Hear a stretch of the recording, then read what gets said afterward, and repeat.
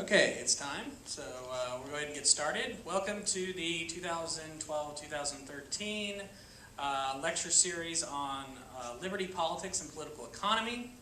I am pleased to welcome Professor Josh Blackman. Brain freeze there. Professor Josh Blackman of South Texas University. And he's going to speak today on ObamaCare and the Supreme Court. So, welcome, Josh. Thank you. All right. How's everyone doing today? Good? You feeling good? Lively? Healthy? Okay. How healthy are you feeling? 7 out of 10. Anyone worried about their health? Not too many people. So who here has health insurance? Who here doesn't? Who here doesn't have health insurance by choice? Now, why don't you have health insurance? It's expensive? You're young? You're healthy? You don't need it?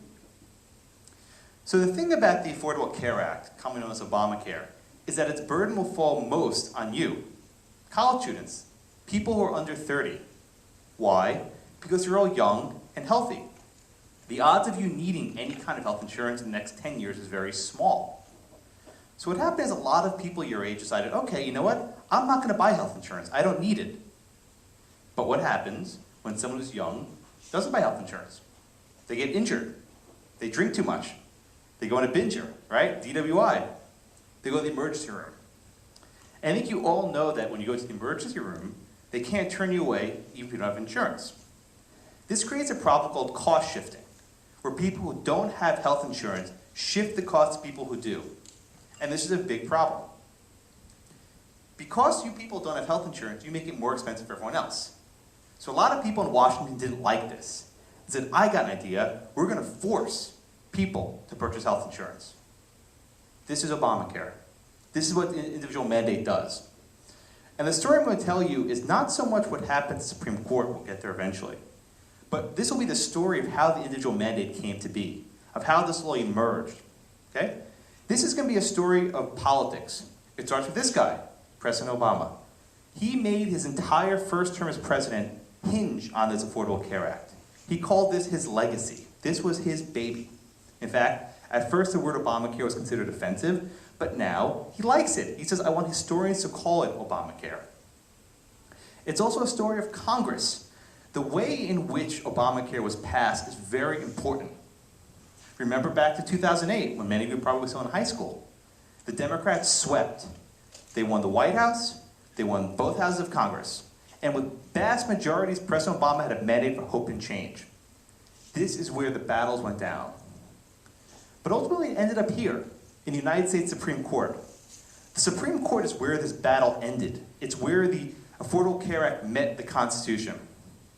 This is a document you're all familiar with. It's the United States Constitution. Whether this healthcare law fit with the Constitution is a question we'll be answering today. The Supreme Court said it kind of met, but it kind of didn't. Okay? So health insurance has been a very big deal in American politics for a very long time. It's been a controversial element because it's so expensive. There's always this balance between providing care for people and making sure it can be paid for.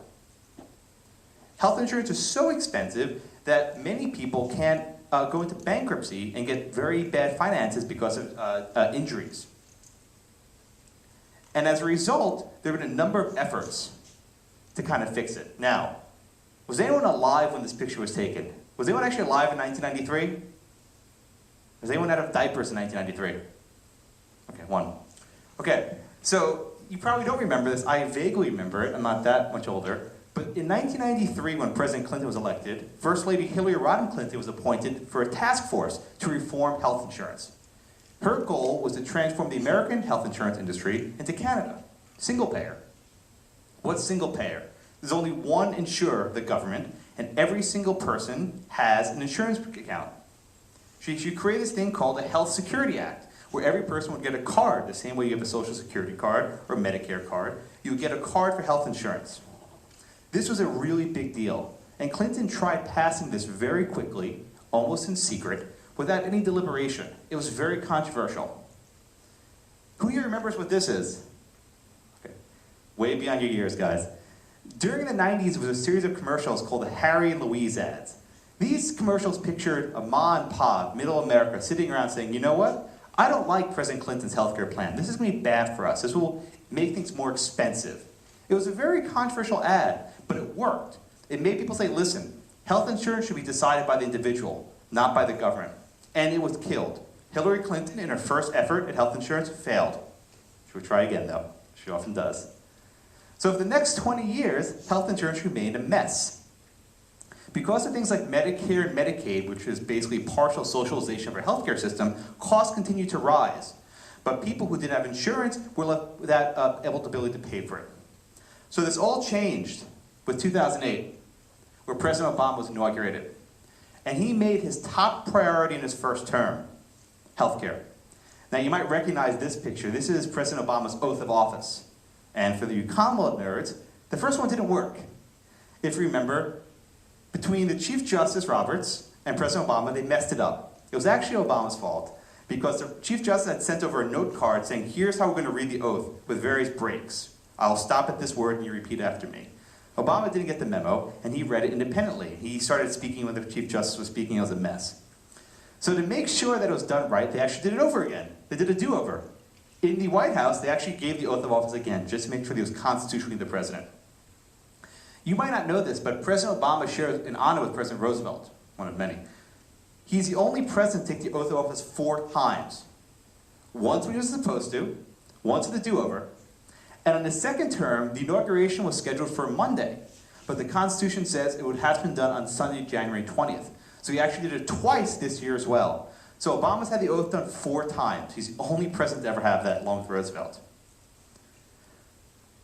So after the president was inaugurated, he made his priority to have health insurance. And there were a couple of different ways he could do this. He could do this with something called a public option. This would be a health insurance plan offered by the government that anyone could purchase. This was somewhat different than Hillary's plan in that people could still buy private insurance. But as I'm sure you all know, when a private plan competes with a government plan, the government plan is going to win. Why? The government plan can lower the costs below what it actually costs and put the private plan out of business. So there's a lot of opposition to this healthcare plan. So instead of having a government plan, the supporters of the Obama law turned to something called the individual mandate. This is what I referenced at the beginning. The purpose of the mandate is to force people to buy health insurance. If we start from having a goal of 100% health insurance coverage, the only way to get there is by forcing people to have insurance. Now, what happens if you don't pay insurance? What if you don't want to buy it? You're hit with a penalty. Think about that. The government will hit you with a penalty for failing to buy insurance. If you are just sitting here in this auditorium and you decide, I do not want health insurance, I don't want it, too bad. The government says you have to, or else you have to pay a fine. You might think this sounds egregious, and that anyone who's ever read the Constitution would abhor. But in fact, this was originally a conservative idea. This was to originate in the 1980s as a free market alternative to universal health care coverage. If someone doesn't want to buy insurance, that's their choice, but you fine them. In some irony, while this was a Republican idea to start, it soon enough became a Democrat idea, and the Democrats adopted it. And then Republicans started hating it again. Everyone flipped all over the place. Everyone was all over the place. During the 2008 Democratic primary, Hillary Clinton wanted a mandate and Barack Obama didn't. After the election, Barack Obama wanted a mandate, but Hillary didn't. Then, the Republicans who in the 90s wanted a mandate didn't want the mandate anymore in the 2000s. Everyone's all over the map. But that brings us to this bill, the Patient Protection and Affordable Care Act. This was ObamaCare. It looks very neat and tidy with this cover, but it was much, much more big than this. The big problem, though, with ObamaCare was this: the United States Constitution.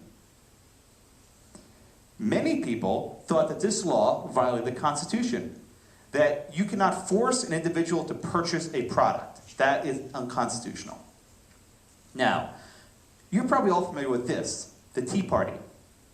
Shortly after the president's election, the Tea Party came about. These are people who were opposed to a growing federal leviathan in Washington. They didn't want this overreaching federal government getting in their business. One of the main things the Tea Party opposed was ObamaCare. There were rallies and protests across the country trying to stop this law. During the summer of 2009, senators and congressmen went home for town hall meetings during the recess, and they were assaulted and yelled at and screamed at by these Tea Partiers. They said, hell no to Obamacare. They didn't want this law. The Tea Party descended on Washington, D.C. Hundreds of thousands of people came there, and they were united by one goal: to stop the Affordable Care Act. They wanted this law to end. I was actually in Washington by chance on March 23rd, 2010. I'm sorry, March 21st, 2010. That was the day the Affordable Care Act cleared the House. I wasn't at the protest, but I was walking around taking pictures. And it was amazing to see these people protesting, holding up signs saying, respect the Constitution, honor the founders. These are protesters who didn't have any training, but had found a cause. It's almost amazing. People were having a line outside Nancy Pelosi's door 3 blocks long, and they were chanting, Nancy, Nancy, kind of like Daryl Strawberry, if you ever see The Simpsons. And people were chanting, kill the bill, kill the bill. These efforts were not successful, but this is something of a testament to how the Constitution, when accepted by a popular movement, can really invigorate the people.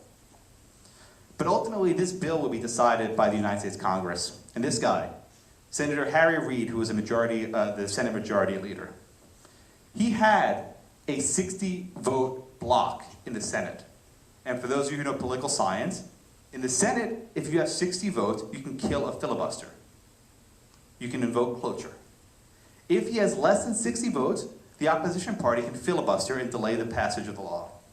But because the Republicans did so crappy in 2008, Reid had a supermajority. So his goal was to get this through. Now this is the cover page of the Affordable Care Act. This is page 1, okay? Does anyone know how long the Affordable Care Act is? You can just shout out numbers. 1,000 pages? How much? 1,000 pages? 1,000, what else? 1,200? Any other guesses? Come on, Price is Right. Bob Barker. Let's go. Play Plinko? I mean, come on, numbers. 1,400? 1,500? All right. 2,700 pages. You win. The Affordable Care Act was 2,700 pages.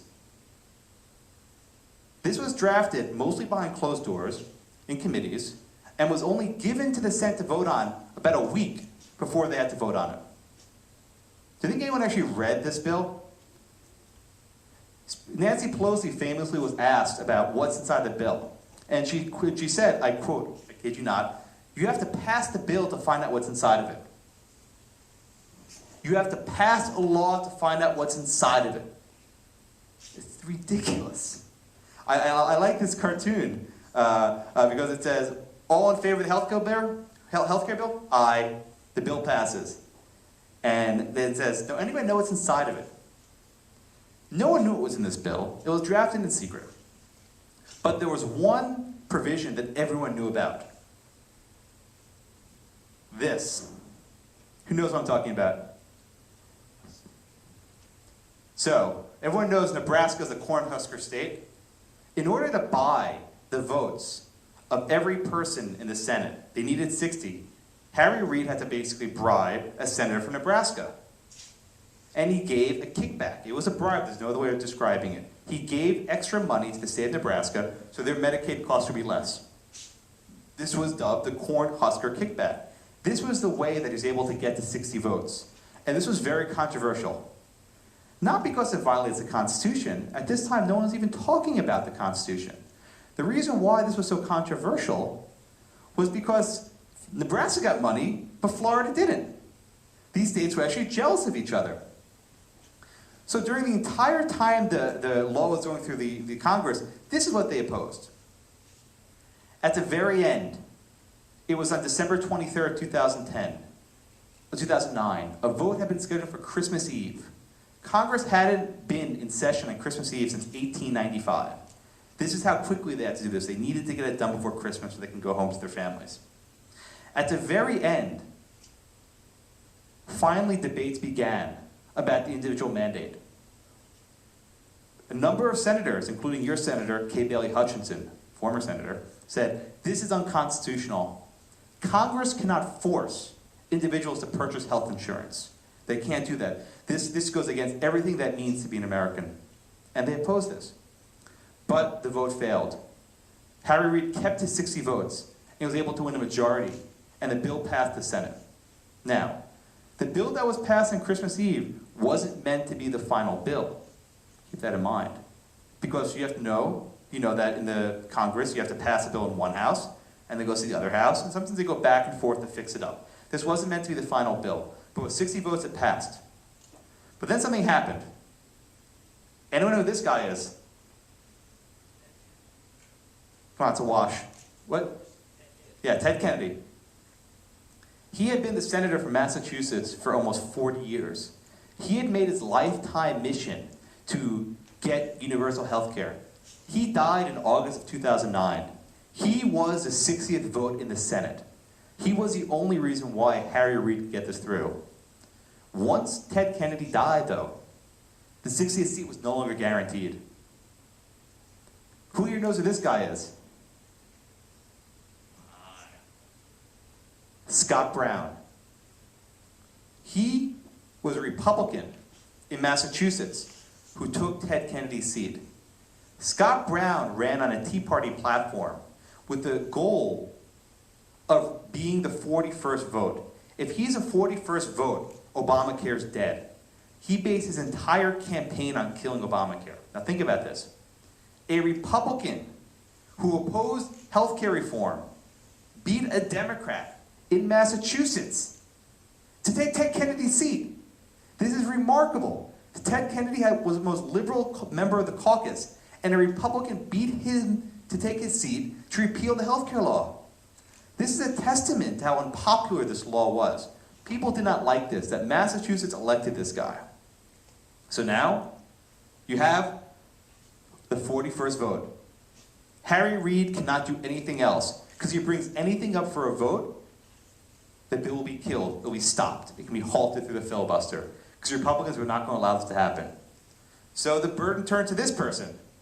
Who here knows who this is? The master of the house, keeper of the zoo, Nancy Pelosi. It was up to her to figure out how to get this bill through. Now, frequently people call it Obamacare. I don't think that's accurate. I would prefer to call it Nancy Care, because she was much more instrumental in passing this law than the president was. She was really deserves a lot of credit, if you will give her credit, but she deserves a significant amount of credit for this. Nancy Pelosi had about a 40-seat majority in the House. She had a lot of more Democrats than Republicans. Yet, this guy, who's he? He's very tan. His name's John Boehner. He was the House Minority Leader. We'll come back to the tan later. He was the House Minority Leader, but he became the Speaker of the House because of this bill. It was so unpopular that he actually won a majority after this. But the battle was set for the House. The Republicans and Democrats were going to be fighting over this, and every vote counted. I love this picture because it kind of shows how big this bill is. That's a lot of pages. That's like, that's like 3 copies of Atlas Shrugged combined. I mean, just to give you a sense of scale. But this law was very unpopular. And just to stress how unpopular it is, it even came up on Jersey Shore. Everyone knows who this is, right? Snooki! I'm from Staten Island, which is quasi-New Jersey. And on Jersey Shore, the season premiere, Snooki says that she likes John McCain. Why? Because he would never tax her for going tanning. One of the provisions in Obamacare, which became known as a Snooki tax, actually placed a tax on going to a tanning salon. Snooki said, I'm going to vote for McCain because he would never tax me. He doesn't get it. This case infected the cultural zeitgeist. This became a very contentious thing. And as it became more contentious, she got upset because she realized, uh-oh, I might lose. Even though I have a vast majority in the House, I'm not going to get the votes. Because if the Republicans could stop it in the House, done. A number of people during this time were actually afraid that the bill would be done, that they would not be able to go past it. So she had a problem. The easiest way to do this would simply be for Pelosi to pass the Senate bill, right? If it clears the Senate and then clears the House, the president can sign it. That's Civics 101. But the problem is, the House did not want to vote on the Senate bill. Why? They didn't like the Cornhusker kickback. They didn't like all these provisions that they didn't want. But, generally speaking, if the House changes the bill, the Senate has to vote on the change bill. You can't have a bill start in the Senate, the House makes changes, and it goes straight to the President. You can't do that. So, the Queen of Hearts had an idea. She had an idea. And, bear with me, because this doesn't make sense. Instead of actually changing the Senate bill, she, quote, amended it. Amendments are allowed. Usually amendments are done for very small changes, to change some numbers or some names or things that are small. But she didn't just change a little bit.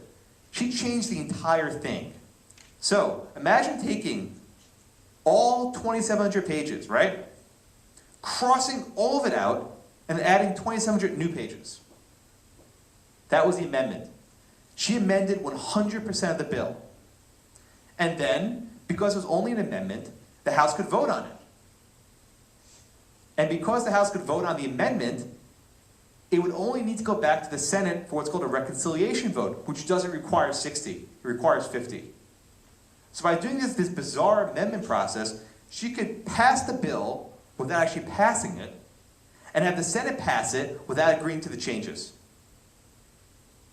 It's nefarious, but it worked. So it went to the House.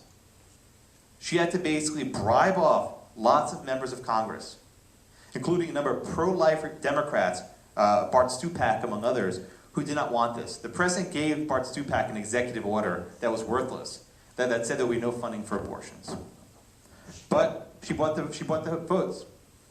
The final vote, 219 yay, 210 no. And if you notice, 34 Democrats crossed the aisle. She had roughly a 40-something vote lead. She needed almost every single vote to the very end. But the law passed. It passed. So where do we go next? The White House. At this point, President Obama was jubilant. He thought, I got this. I won. This is my legacy. He famously signed the bill in front of all these admiring people, thinking, this is it. We will have health care for everybody. That smile, right? Within 17 minutes of when the ink hit the page, lawsuits were filed in federal courts across the country. The ink hadn't even dried yet. His smile hadn't even subsided. So what was the problem? The Constitution. Many said that the president was driving right through the Constitution.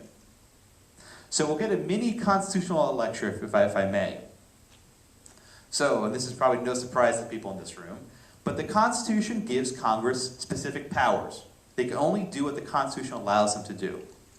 One of these powers is the power to regulate interstate commerce. What does that mean? If you have a boat that's traveling from New York to New Jersey, the states are not allowed to pass regulations on that. Only the federal government can, right? That seems fair enough. That's the case of Gibbons versus Ogden.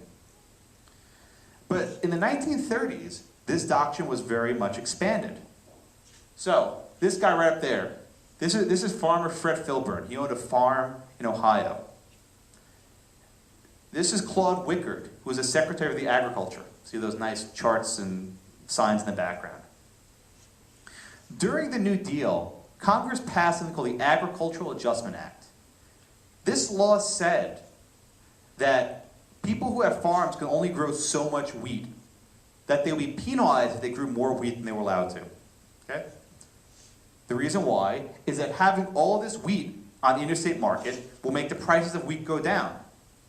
And when the prices of wheat go down, farmers will get less money. Now think about this. Congress passed a law to make sure that the price of wheat stayed high. That was the exact purpose of the law, to make sure the price of wheat stayed high. Forget about the people buying the wheat. This was a kickback to the farmers. But I'll put that aside for the moment. So Filbert said, fine, listen, I will only grow as much wheat as you allow me for to sell. But if I keep wheat on my farm, I feed it to my family, to my livestock, I will not let this wheat leave the farm. You can't control that. That is not interstate commerce. This is not commerce between the states.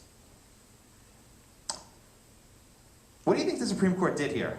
Is the wheat that stays on one farm interstate commerce? Or is it commerce within the state? Who here thinks it's interstate commerce? Who thinks it's commerce within one state?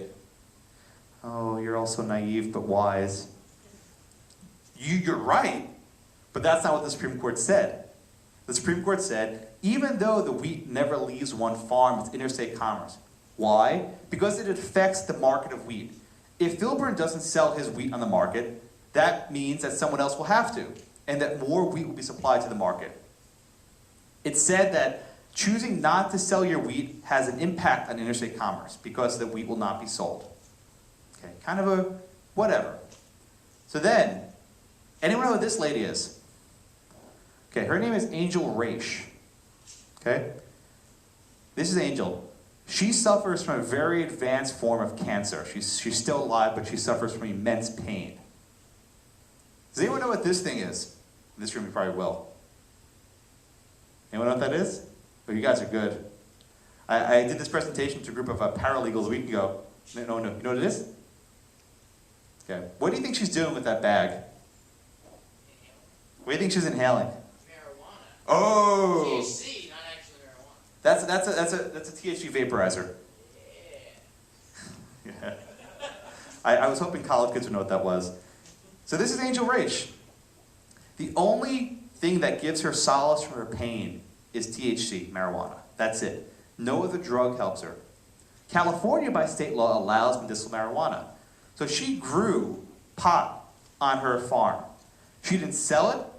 She didn't give it to anyone. It only stayed on her farm for her personal consumption. Who here thinks that that is interstate commerce? Growing marijuana on your own farm that never leaves. Okay?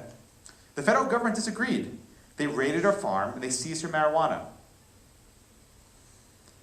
She filed suit, and actually her lawyer was this guy, Randy Barnett. Randy was actually the godfather of the challenge to the Affordable Care Act. We'll get back to that in a few minutes. So who here thinks that Angel Raish won? That if you grow marijuana on your own farm, you should be allowed to smoke it. Who do you think she won? No, if she did, because all you'll be growing right now. She lost. This is the face of Angel Raish when she got the phone call that she lost the case. That the only product that gives her solace was now gone. The court held that even though the marijuana never leaves her farm, it's interstate commerce and Congress can ban it. How is marijuana that never leaves a farm interstate commerce? Well, the Supreme Court said it affects the interstate market for marijuana. Because Raish doesn't need to buy marijuana from a dealer, that impacts the price of marijuana for other people. I'll say that again. This has a negative impact on the interstate marijuana market. There's no such market, it's illegal. That is an illegal market. You cannot have a market for marijuana. This is preposterous. But the Supreme Court so held. Notably, Justices Kennedy and Scalia voted in favor of this. My friend Ilya Shapiro, who came to visit before, knows that this might be the drug exception to the Commerce Clause for Justice Scalia, which might make sense. But that brings us to this. Everyone know Reason Magazine? Okay, good. Cover story. Can the government make you buy this? Broccoli. The healthcare law said, because the government has an interest in making sure people are healthy, we can make you buy insurance. Well, a lot of smartasses said, well, what about broccoli? If you eat broccoli, you're going to be healthier, right? Right? I mean, I went to lunch with a bunch of you before, and not one of you ordered broccoli. If it's so healthy, you probably do it yourselves. I had a salad, so I guess I'm to blame. But can the government make you buy broccoli? If they can make you buy health insurance, can they make you eat broccoli? Stewie says no. He does not like it. I love this clip from The Simpsons, too. But not only broccoli. It might seem like a reductio ad absurdum, but it actually has some merit. Say, for example, that Detroit's going bankrupt. It is. And government says, all right, we're going to try and boost up Detroit. We're going to say, you have to buy a GM vehicle for your next car. You have to. Well, what's wrong with that? If they can make you buy health insurance, why couldn't they make you buy a GM car? It's called a slippery slope. That's what we tend to call it. But it slides down very quickly. It's funny. Justice Ginsburg quipped that usually we try not to ski down slippery slopes, but this one is quite slippery. So we go back to the law. This is the page with Obama's signature. If you actually look, it's a very jagged signature. See, the O kind of jumps around. He used 23 different pens to sign. Each of those pens became a memento, a souvenir. He signed this on March 23rd, 2010.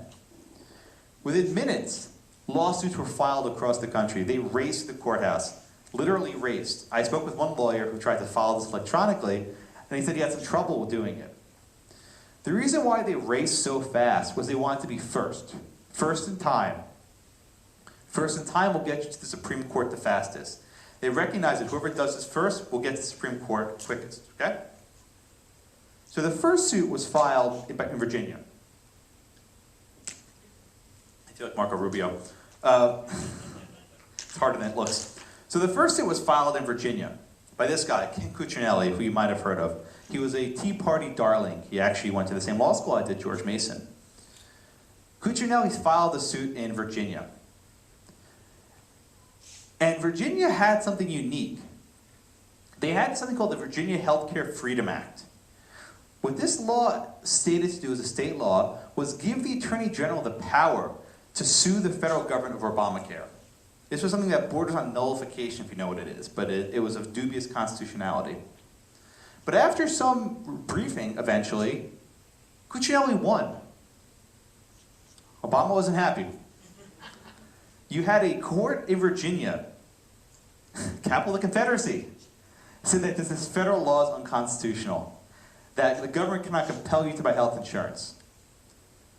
Up until this point, people thought that this challenge was a joke, that it was not going anywhere. But once this happened, once Cuccinelli won the suit, it got real, as we would say. It got real. And it became very, very unpopular. The unpopularity rating of this law was skyrocketing. People did not want this. Why? People recognized that the government should not be able to force you to buy health insurance. The other big suit was filed in Florida. This suit was not just from one state, but was filed by 26 states. Think about that for a second. More than half of the states in the union opposed this law. This law was so unpopular that half of the states in our republic did not like it, that they wanted it to be struck down. And this is Judge Fred Vinson. Judge Vinson, in a very lengthy opinion, said, government can't do this. Obamacare is unconstitutional. And not just the mandate, the entire thing. All 2,700 pages of this are unconstitutional. This was a big, big, big deal. President Obama, not happy. This was not good. Now, in addition to the Virginia and Florida cases, there were a number of other cases where Obama won. I won't mention them because they're not that important yet. We'll come back to them in a minute. So as you know, in our system of courts, you have the district courts at the bottom, you have the courts of appeals, and you have the Supreme Court at the top. So Obama had lost in a number of district courts, so it was on to the courts of appeals. The races was on. So we had suits filed in the 11th Circuit, which includes Florida, which is Atlanta, in the 4th Circuit, which includes Richmond, Virginia, in the 6th Circuit, which includes Cincinnati, Ohio, and in the D.C. Circuit, which is right here in Washington, D.C. You can't really see on the map. So there are going to be 4 main cases that are going to be argued in the Courts of Appeals. And these are the 2 guys who would argue it. This guy here is Neil Katyal, who was the government lawyer, and this is Paul Clement, who is the lawyer for the challengers. Paul Clement was President Bush's Solicitor General, and he argues almost every single case. He's like the Kevin Bacon of the Supreme Court. He's in every single case. And he's very good. Very good. So the first case to hear arguments was the Sixth Circuit in Cincinnati, Ohio, where I worked last year. I wasn't involved in this case. And the Sixth Circuit held that the Affordable Care Act was constitutional, that Congress did have the power to force people to buy health insurance. Most notably was this guy, Judge Sutton. Judge Sutton was a conservative judge appointed by President George W. Bush, who held that Congress did have this power, that the government could do this. After this case, you have Happy Obama. He was very, very happy. This will be my smiling president picture, because whenever he wins, this picture will come up. So he was very happy. The next big case took place in Atlanta, Georgia, at the 11th Circuit Court of Appeals. This was the big one because it had 26 states arguing for it. Notably, you had 2 judges on this case who found that the law was unconstitutional. You had a Court of Appeals strike down this law, say that Congress cannot do this, that ObamaCare was unconstitutional. This was a big, big, big deal. People started flipping out after this, because once you have a split among the circuits, so the Sixth Circuit said one thing, the 11th Circuit said something else. When you have a split among the circuits, on to the Supreme Court we go. There's a split of authorities. But the President Obama said, stop, we're not going to do this. We're going to, hold on, wait a minute, he always says. We're going to take another look at it. The next court to look at was the Fourth Circuit in Richmond, Virginia. They held that this law was constitutional. And interestingly enough, they held that the mandate was constitutional as a tax. We'll come back to that later. Not under the Commerce Clause, but the mandate was a valid tax. And we have happy President Obama. After the Fourth Circuit, we had a new face. This guy is Donald Verrilli. He was a Solicitor General of the United States. He would argue the case for the Supreme Court. One final Court of Appeals was the D.C. Circuit in Washington, D.C. And this judge, Judge Brett Kavanaugh, another conservative appointee from George W. Bush, said that the law is constitutional, that Congress can do this. So now we have a split. We have 3 courts saying Congress can do this, and you have 1 court saying they can't. Obama was happy here, but not for long. Because with the split, it goes to the Supreme Court. 1 First Street Northeast, Washington, D.C. It's the address where all the dreams of the Supreme Court go. And these people, the 9, we have, of course, in the middle, Chief Justice Roberts, Justice Scalia, Justice Kennedy, Justice Clarence Thomas, Justice Ruth Bader Ginsburg. There's Justice Breyer, Justice Alito, Justice Sotomayor, and Justice Kagan. These would be the 9 people who would decide the fate of the Supreme Court and the healthcare law in 2012. There were some recent new additions. This was Justice Sotomayor, who was appointed in 2009. And President Obama came over for a little bit of a party at the Supreme Court. And everyone's smiling and laughing and happy. Everything looks kind of cool. But it wouldn't stay this long way forever, because soon enough there'd be a war that would emerge between these 2 branches of government. And in particular among these 2 people, Chief Justice Roberts and President Obama. They have a lot in common. They're both Harvard Law School grads, they both rose to the top of their class, they both had very successful careers, and they both achieved the top position in their line of work. One president, and the other Chief Justice of the United States. But in recent years, President Obama's clashed with the Supreme Court. Mainly this guy, Justice Sam Alito. During the 2010 State of the Union address, you might remember this, President Obama was making a comment about the Citizens United case. And he said that the Citizens United case reversed a century of campaign finance law and was really terrible. He did this in front of the justices. Justice Alito, who was in the audience, was saying, not true. Not true. He mouthed it. And the cameras focused right on him. This was one of the first times where a justice has actually responded to the president in the middle of a State of the Union address. So there's some bad blood between the president and the Supreme Court, some very bad blood. So that brings us to the Supreme Court. Now, does anyone know how you can watch argument at the Supreme Court? Is it on TV? No. No cameras allowed. Radio? Nope, no radio. They record the arguments and release them later in the day, but there's no live broadcast. The only way to get into the Supreme Court is to be there, in person, live. And the Supreme Court only makes 50 tickets available to the public. 5-0. Not for sale. First come, first serve. So has anyone ever waited on line for a rock concert overnight to get tickets? Yeah? So I've done this a couple times. I've slept on the sidewalk outside the Supreme Court for tickets. Because you have to be there at 6 a.m. or around 6:30 when they hand out the tickets. If you miss your spot, you lose. You lose your spot. It's not a very pleasant experience. You're all here in lovely Nacogdoches, Texas, where it's quite warm in March. In Washington, D.C., it's freezing. Rain, cold, ice. What makes this even worse is every morning at 3 a.m., the sprinklers come on, and you get a nice wake-up call. I've been rudely awakened by the sprinklers many a time. So, how long do you think you have to wait for tickets to the Supreme Court case and the healthcare arguments? Throw out numbers. Close. Anyone other guesses? 96 hours. A woman from Atlanta, Georgia, whose children had health conditions, waited for 96 hours on the street outside the Supreme Court just to get tickets. It was absolutely remarkable. So we come to the day when the court will argue the cases. And actually it wasn't just one day. It was 3 days. The Supreme Court had so much to consider in this case, they broke up the arguments. On one day they'll say, is this law a tax?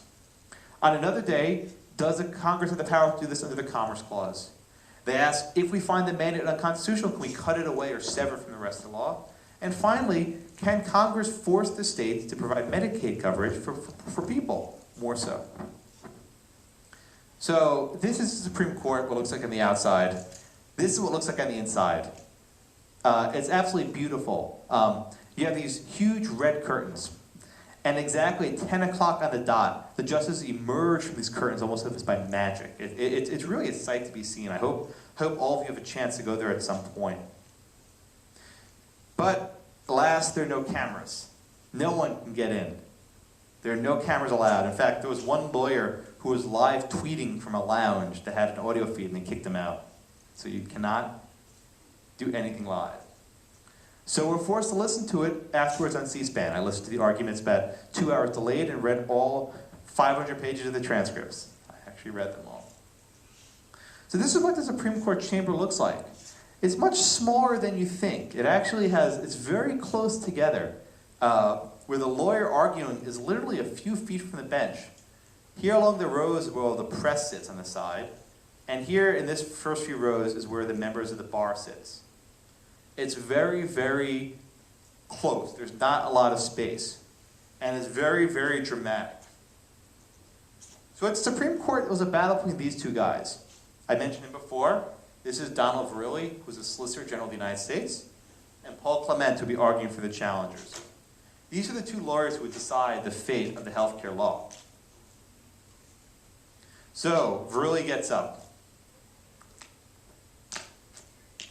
That was actually intentional. How many of you have ever taken a sip of water and it went down the wrong pipe? Everyone, right? Has it ever happened to you at a difficult moment when you really need to speak clearly? So imagine if you're the Solicitor General of the United States, you're the top lawyer of the government, and you get up before the Supreme Court and you go, Mr. Chief Justice, and may it please the court. And then you cough. Okay? You start speaking for a few seconds and you cough again. And then you're silent for 8 seconds as you reach for a thing of water to take a sip. The Solicitor General of the United States choked. The moment he got up to the podium to speak, he was silent for almost 8 seconds because he had water that went down the wrong pipe. He choked at the Supreme Court. The most important argument of his career, he messed up. He could not get it out. But he recovered well enough. So Verrilli had to make an interesting argument before the Supreme Court. The big question that had been argued over and over again is there a limiting principle? If we allow the government to make people buy health insurance, can they make people buy broccoli? And the Solicitor General said, we don't need to worry about limiting principle. And his argument was very peculiar. He said, listen, this is not Congress forcing you to buy health insurance. No. Instead, Congress is assessing a tax if you don't buy insurance. I say that again. We are not forcing you to buy health insurance, but if you choose not to, you're going to have to pay a tax. Now, the practical consequences of this are irrelevant. In either event, you're paying money. But if the government is doing this through its taxing power, it's much more broad. Congress could lay a tax on people, no problem. They can't use a Commerce Clause power.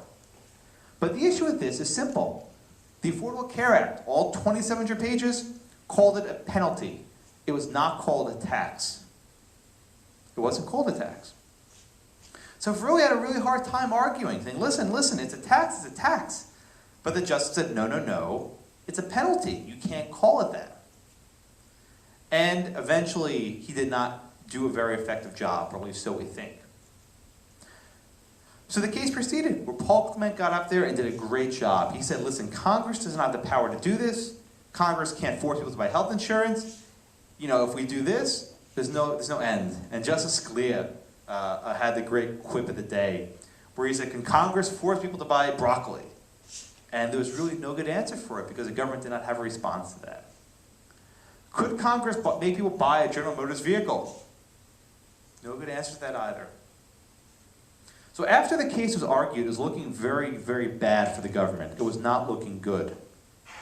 And everyone had their eyes on this guy. This is Justice Kennedy, who's widely seen as a swing vote in the Supreme Court.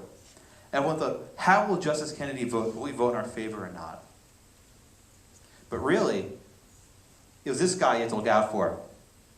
Chief Justice John Roberts. When John Roberts had been confirmed years earlier, he promised to be a neutral umpire, he said, that he would not put the court in the political's way and try to judge things fairly. So, in the intervening 3 months, there was a decision inside. We don't know what happened inside the court, but there's a lot of speculation that the Chief Justice changed his vote. That originally he voted to strike down the law, but he changed his vote. Why? We can't know for certain, though there's some speculation that there was pressure on him from the president. The president actually made comments saying that it would be unprecedented for the Supreme Court to strike down this law. Senators said that Chief Justice Roberts should be the neutral umpire that he promised to be. A number of journalists put out pieces saying that the Chief Justice should not do this. Was Roberts influenced by this? We'll never know. But we do know what happened. On June 28th, 2012, Chief Justice Roberts cast a decisive vote to save the Affordable Care Act. He saved the law. The vote wasn't 5-4 to uphold it or 5-4 to strike it down. It was very peculiar. Roberts held that the Affordable Care Act was not authorized under the government's Commerce Clause power. But at the same time, he said it was authorized as a tax. The problem with that is that the penalty was not labeled a tax. In fact, President Obama went out of his way to say this is not a tax. Why? What president wants to ever raise taxes? No one wants to do that. The law says it's a penalty. Obama then later said it's a tax. So Roberts said, I'll tell you what. I'll pretend that penalty means tax. I will pretend that when it says you have to buy insurance, that's not there. What it actually says is you have to pay this tax. It was what he called a saving construction. He saved the law's constitutionality. This was a tax of unknown provenance. My friend Ilya Shapiro calls it a unicorn tax, that it's never been seen before, it will never be seen again. This is a tax that would only apply to this law. But he saved the law, and he imposed a tax. And what's interesting about his opinion is that it was based on a representation from the government. There is no crime for failing to buy health insurance. Anyone who read the Affordable Care Act before this case would say, if you don't buy health insurance, you're breaking the law, because you have to buy it. No, Robert said. There's no requirement to buy health insurance. Rather, if you don't buy it, you pay a tax. It might seem like a distinction without a difference, but it's very important. Then we have dissents. There was a joint dissent authored by Justice Scalia, Kennedy, Thomas, and Alito, saying that this is BS, this is garbage, this law is unconstitutional on its face, and we get rid of the entire thing. Everyone was worried about Justice Kennedy's vote. Will he vote to save this law or not? He wasn't the vote in question. it was really the Chief Justice who was at issue. Justice Clarence Thomas had his own dissent, saying, screw this, the entire 20th century is unconstitutional. He'd be willing to roll back most of the administrative state. He's like, I'm done with this. But he was not happy. Okay, get some applause. Okay, perhaps in this crowd. So then we had another concurring opinion, or not concurring opinion, but votes from Justices Breyer and Kagan, where they actually agreed with the Chief Justice that there are limits on the ability of the federal government to force the states to pay for Medicaid funding. This was curious. And then these two, Justices Ginsburg and Sotomayor, they dissented, saying that this law is constitutional in its entirety. Justice Ginsburg took a moment to say that although the Supreme Court holds that this law violates the Commerce Clause, it doesn't really do much, because they didn't strike it down.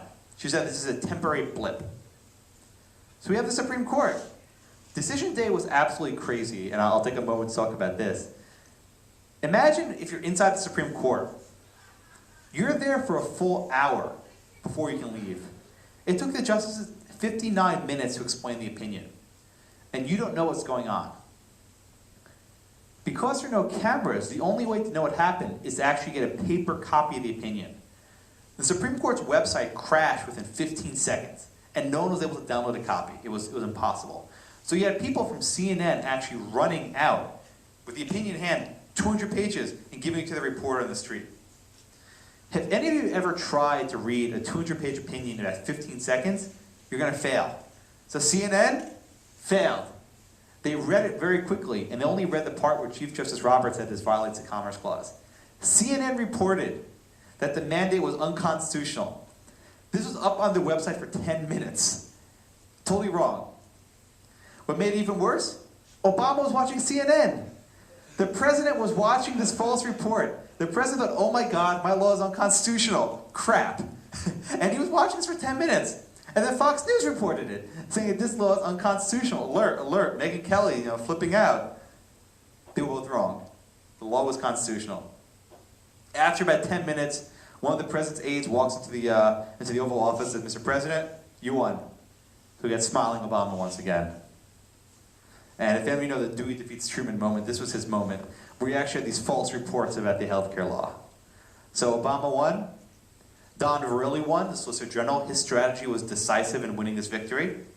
Chief Justice Roberts, well, he became very unpopular very quickly because conservatives felt betrayed that they had won the presidency, they got the Chief Justice vote, and they were outraged. You had Glenn Beck calling the Chief Justice a coward on his show. And then you have this guy. Anyone remember him? What's his name? Mittens or something? Whatever. Anyway, dog on the roof. So you have this guy who made his entire presidential campaign started with saying we're going to repeal and replace Obamacare. But there's one problem. ObamaCare. Mitt Romney, in his own state, had imposed an individual mandate. The very thing that Obama did, Romney did earlier before it was cool. He was like a healthcare hipster. Romney was the godfather of Obamacare. So he could not really argue against it. So in every single debate between Romney and Obama, all Obama had to say is, hey, Mitt, you opposed my law? Well, you did it first. Good job there, buddy. And he lost. And with Mitt Romney's campaign lost was the death of the Obamacare repeal. So Obamacare will be here forever. We're stuck with it. And not only are we stuck with it, but you're stuck with it. You guys are going to have to pay for insurance very soon, and if you don't, you're going to hit with a penalty. The under 29 crowd, the 29ers as they're called, is going to be screwed. Older people will get the benefit. So this was President Obama's third inaugural oath. This was done on the Sunday. And this is Chief Justice Roberts giving the oath. And as far as I can know, this was the first time the two of them had met since the healthcare decision. So I bet, Robert's like, hey, thanks, buddy. And Robert's like, shut up. So, we have the political dynamics, where healthcare will remain expensive. The Constitution will remain relevant. If nothing else, the challenge to the Affordable Care Act allowed us to have a rededication, rediscovery of our Constitution through the Tea Party. But let's focus on these two people, the President and the Chief Justice. A lot of people criticize Roberts for being a coward, for being a traitor, for abandoning his principles. But I take a slightly more optimistic view. Obama's only going to be here for another 4 years. He's gone. Constitution, he cannot run again. The Chief Justice has lifetime tenure. He will be here forever, or at least the next 40 years, which is pretty much forever in Washington. He has his sights set on greater things. He's looking forward. Affirmative action might be struck down this term. Voting rights might be struck down this term. Abortion restrictions. Same-sex marriage. There are a lot of other bigger battles that conservatives want to fight. The healthcare law, though unpopular, didn't really fit in anywhere else. It had no relevance in the constitutional arc. It didn't really matter. But for Roberts, the Constitution will prevail, as it will for all of us. And this case teaches us how important this fundamental document is. That when politicians take it for granted, that there's going to be a reaction to it. That's going to be a fight. In this fight, though it happened before, will certainly happen again, because it's not unprecedented. Thank you very much for your time. And I'd be happy to take any questions you have. Anybody got any questions? I have a question. Yes, sir. All right, so given that a number of states have opted out of the Medicare expansion, given that we now have a very weak mandate, well, penalty, tax, whatever you want to call it, vis-a-vis ever-rising premium costs, ever-rising costs of health care. So we don't really have a very strong way of forcing young people into the healthcare market. But we also have an absolute prohibition on taking into account now pre-existing conditions. So basically the law has made it impossible for the health insurance market to work. What then is the prospect of Obama? You said ObamaCare will be here forever. What really is the prospect of ObamaCare being here forever when essentially it's not going to work? Right, well, I'm not a policy expert, so I can't speak to that. But broadly speaking, we will have single payer eventually. It's whether we have it now or have it in 30 years. It's basically going to come to the point where it's going to be so difficult to insure people that insurers will leave the market. They'll just stop insuring. And you're going to have more people going to the government plan. Medicaid will probably be expanded again. So eventually we'll have a situation where you have so few private insurers left that there's going to be a call for more healthcare reform. So for any of you who study, classical liberal theory, you know that every single government problem to solve a previous problem creates new problems. There's no problem, no debate here. So there's a problem with health insurance. Not enough people have health care. Poor people can't afford it. So let's pass Medicaid, right, in the 1960s. So we have Medicaid to cover the insurance for poor people. Wonderful. Okay. But the thing about Medicaid is it makes costs go higher. When the government pays for something, costs go up. So it gets more expensive for everyone else. That because Medicaid's not paying enough, the insurance companies will shift the cost to everyone else. So it comes to 2012. Healthcare's expensive. So let's expand Medicaid. Okay. And let's make everyone purchase health insurance. Okay, so that's another government problem, government program. Well, this will make costs go up even more. We'll make insurers leave the market, and it'll become so difficult for insurance to be covered, we're going to have a problem maybe in 20, 30 years where some other president will say, listen, we need a government option because these insurance companies are charging too much money. We need to compete with them to keep their rates down. Oh, and by the way, Obamacare limits the rates that can be set by insurance companies. So they can't charge what they really need for the market. So to answer your question, we will eventually have single payer. I don't know when it'll be. It'll be in the lives of all these people in this room. Medicaid will be expanded again, I'm sure. We'll have more need for government healthcare intervention, and we'll have this entire problem. And eventually we'll be like England, where their national health service is going bankrupt, people wait months for an x-ray, and there are significant problems. I mean, it has the virtue, of course, of making sure that no one can go bankrupt because of their health insurance. That is a virtue. But the vice, of course, is that there's rationing, supply and demand. If you limit who can have health insurance, it becomes more expensive. And you have to limit who can get access to it. So that's where we're headed. It's not optimistic.